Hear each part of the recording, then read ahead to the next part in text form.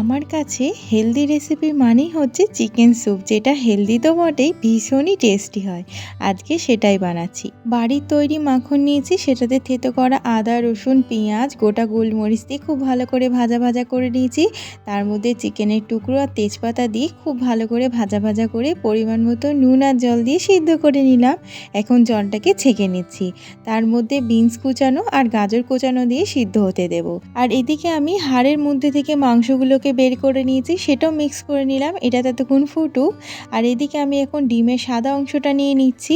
ডিমের সাদা অংশটা যখনই স্যুপে দেওয়া হবে সঙ্গে সঙ্গে কিন্তু নাড়তে হবে, না হলে এক জায়গায় জমাট বেঁধে যেতে পারে। আর এখানে একটুখানি কর্নফ্লাওয়ার গোলা জলও দিয়ে দিলাম, তাহলেই তৈরি আমাদের চিকেন স্যুপ।